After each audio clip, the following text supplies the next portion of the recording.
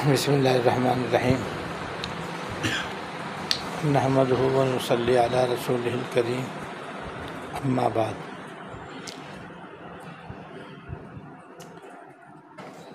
سورۃ المومنون کی شروع کی آیات میں اللہ تعالیٰ نے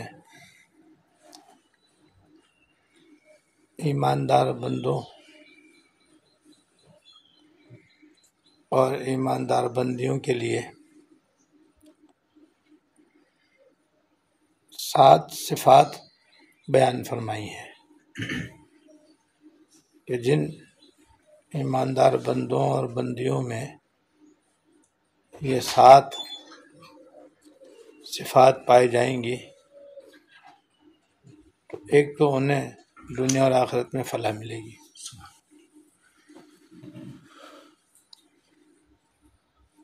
اور فلاح بڑا جامع لفظ ہے جس کا حاصل یہ ہے کہ ہر مراد انشاءاللہ پوری ہوگی، ہر تکلیف انشاءاللہ تعالی دور ہوگی، دنیا میں یہ کم ہوگا، جنت میں مکمل ہوگا۔ یعنی فلاح کی پھر 2 قسمیں، ایک کامل ایک ناقص۔ دنیا میں جو فلاح ملے گی وہ ناقص ہوگی، دنیا ہے یہ سی۔ جنت میں البتہ یہ فلاح کامل ہوگی، لیکن ان 7 صفات کی وجہ سے دنیا میں بھی فلاح ملے گی، آخرت میں بھی ملے گی انشاءاللہ۔ اور ان صفات کے بیان کرنے کے بعد آخر میں اللہ پاک نے ان صفات کے حاملین اہل ایمان کے بارے میں فرمایا کہ جنت الفردوس ان کی وراثت میں ملے گی، جس کا مطلب یہ کہ انشاءاللہ خاتمہ بھی ایمان پر ہوگا اور جنت میں بھی جائیں گے، بلکہ جنت کے اعلیٰ مقام میں جائیں گے، کیونکہ جنت کے 100 درجے بنائے اللہ پاک نے۔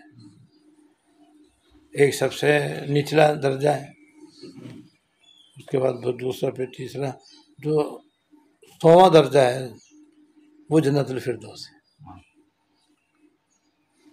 اس کے اوپر اللہ تعالیٰ کا عرش ہے، اور وہاں بس اللہ تعالیٰ کی عظمت اور بڑائی کی جو چادر اللہ تعالیٰ کے ارد گرد ہے، جس کی وجہ سے اللہ تعالیٰ کی زیارت نہیں ہوتی ہے، بس یہ ان کے درمیان حائل رہے گی، جو ہی وہ ہٹے گی ان کو اللہ تعالیٰ کا دیدار ہوگا۔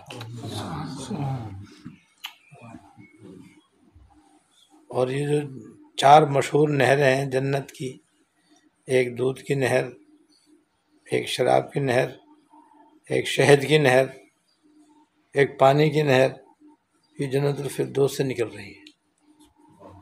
ساری جنتوں کے اندر یہ جا رہی ہیں اور سب جگہ ان کے کنیکشن ہیں، اور ہر جنتی گھر میں یہ 4 نہروں سے 4 چیزیں پہنچ رہی ہوں گی، پانی بھی، دودھ بھی، شہد بھی اور شراب بھی۔ یہ سب سے اعلیٰ حصہ ہے، اور حضور نے یہ فرمایا ہے کہ جب تم اللہ تعالیٰ سے جنت الفردوس مانگو، جب تم جنت مانگو تو جنت الفردوس مانگو کرو، کیونکہ یہ سب سے اونچا درجہ ہے۔ تو یہ 7 صفات جن کے اندر ہوں گی، اللہ تعالیٰ ان کو جنت الفردوس کا وارث بنائیں گے اور اس کا مالک بنا دیں گے، وہ جنت الفردوس میں جائیں گے انشاءاللہ۔ تو ان میں سے 6 صفات کا بیان ہو گیا ہے، اس لیے ان کو تو میں مختصراً بیان کروں گا تاکہ بس یادداشت میں تازہ ہو جائے۔ پہلی صفت یہ ہے کہ وہ نماز خشوع و خضوع سے پڑھتے ہیں۔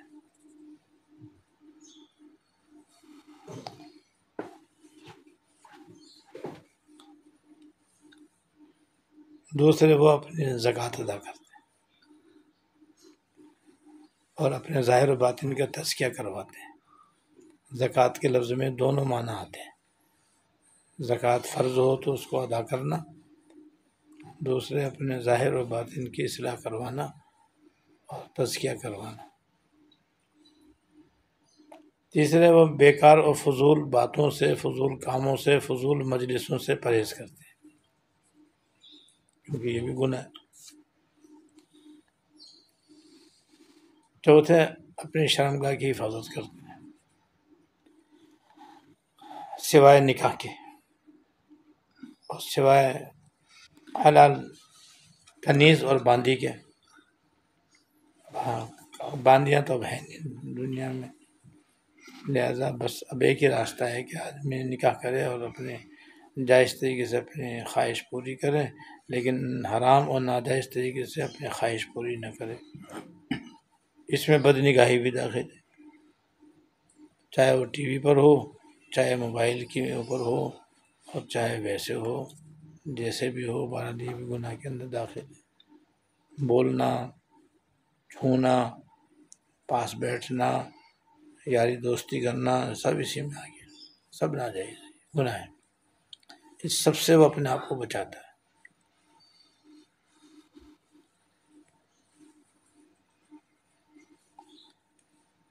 پانچویں یہ کہ وہ امانت کی حفاظت کرتا ہے، اور امانت کے اندر اللہ تعالیٰ کے سارے حقوق آ گئے اور بندوں کے بھی سارے حقوق آ گئے۔ یہ سب امانت ہے، ان کو ٹھیک ٹھیک ادا کرنا، یہ ہے امانت کا ادا کرنا۔ اس میں وہ بھی آ گیا جو ہمارے رواج میں امانت کہا جاتا ہے، کہ کسی نے کسی کے پاس اپنی قیمتی چیز رکھوا دی، ڈالر رکھوا دیے، زیور رکھوا دیا، سونا رکھوا دیا، دکان مکان کی فائل رکھوا دی، وہ بھی امانت ہے۔ راز کی بات کسی کو بتانا، اس کو وہ بھی امانت ہے، اس کی حفاظت کرے آدمی، دوسرے کو نہ بتائے۔ اور چھٹی صفت یہ ہے کہ جو کسی سے وعدہ کرے یا کوئی معاہدہ کرے تو پورا کرے۔ معاہدہ پورا کرنا اور وعدہ پورا کرنا بھی چھٹی صفت ہے، جس کا یہ صلہ ہے جو آخر میں بیان ہوا ہے، شو میں بیان ہوا ہے۔ ساتویں صفت یہ ہے کہ والذین هم علی صلواتہم یحافظون، اور وہ اپنی نمازوں کی حفاظت کرتے ہیں۔ یہ ساتویں صفت ہے یہ، والذین هم علی صلواتہم یحافظون، اور وہ اپنی نمازوں کی حفاظت کرتے ہیں۔ نمازوں کی حفاظت کے دو مطلب ہیں یا دو صورتیں ہیں۔ ایک تو یہ کہ نماز وقت پہ پڑھتے ہیں، قضا نہیں کرتے۔ فجر کی نماز بھی ادا پڑھتے ہیں، قضا نہیں کرتے۔ عشاء کی نماز بھی ادا پڑھتے ہیں، قضا نہیں کرتے۔ ایسی باقی نمازیں، یہ نہیں کہ تقریب میں گئے تو نماز قضا، جیسا آج کل ہوتا ہے۔ اکثر و بیشتر اچھے خاصے نمازیوں کی نماز فجر کی قضا ہوتی ہے، کیونکہ دیر تک جاگنے کا رواج، جس کی وجہ سے فجر کی نماز غائب۔ تو نماز کی حفاظت کا یہ مطلب ہے کہ نماز قضا کرنے سے بھی پرہیز کرتے ہیں، بلکہ نماز کو اس کے مستحب وقت میں ادا کرنے کا اہتمام کرتے ہیں۔ نماز کو اس کے مستحب وقت میں نہ پڑھنے کی وجہ تجارت ہوتی ہے، دکانداری ہوتی ہے، ملازمت ہوتی ہے، ڈیوٹی ہوتی ہے،